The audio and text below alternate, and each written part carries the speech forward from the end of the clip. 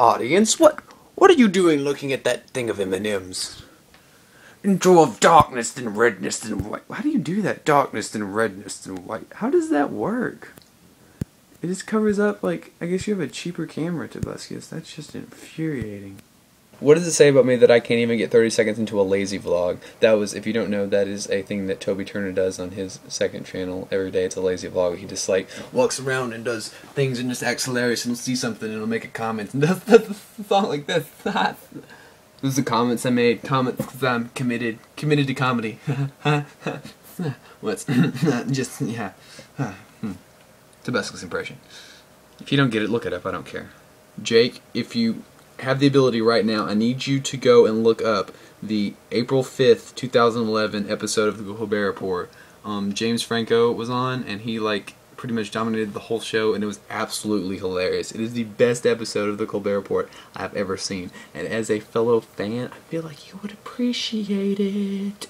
And Jake, since I haven't seen you in a while, and this will be the 4th video that I have done consecutively in a row without you doing anything, I can only assume that I am now talking to myself due to the lower view count and you not responding to anything I say, so I have no choice but to commandeer this episode and turn it into John and John.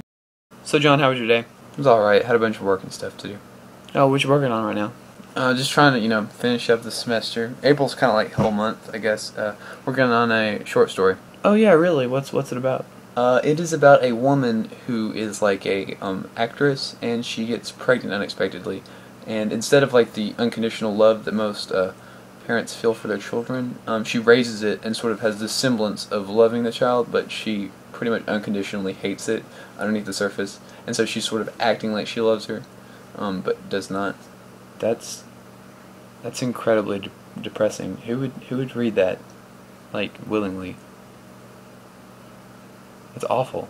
Well, I mean, if you look at like a book of short stories, most of them are at least marginally depressing. There's not a whole lot of, super fun, happy endings for short stories. Yeah, but why do you think that is? I think it has something to do with the convention. Like, you've only got like so many pages to tell your story, and the majority of, I guess, really huge epiphanies that people have, which is like what drives, stories in general, kind of are excited by like trauma or something to that effect, I guess. Yeah, but I mean, like, why do you think that we, like, enjoy that? Like, you read short stories and you think they're good, but they're always, like, sad. Why? I mean, I think it's because we, like, look at them as, like, things that are contrary to our own situations. Like, you've kind of got, like, if you have a story and it's like, wow, that sucks, but you still, like, appreciate the journey that the character went through, and you sort of appreciate that that's not you, I guess. I'm a little bit uncomfortable with how sophisticated this conversation has gotten with yourself. Yeah, me too. Do you want to make fun of a short story? Do I ever? That was too much excitement. Okay, so there's a short story called Pilgrims. It's about Thanksgiving with like this family that's in a situation where the mom is like cancer. Sad, right? Oh, cancer stories, so passé. I feel like that's a little insensitive. No, it's not. They need to own up. Come up with some original material. Cancer, yawn.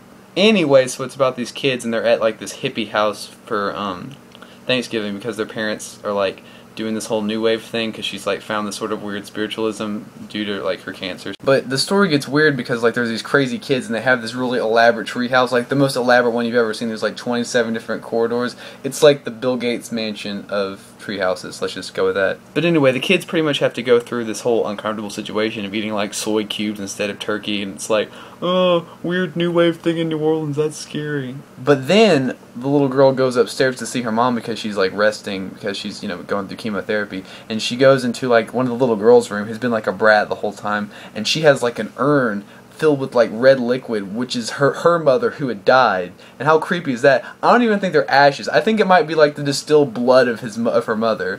Like, how Wes Craven is that shiz?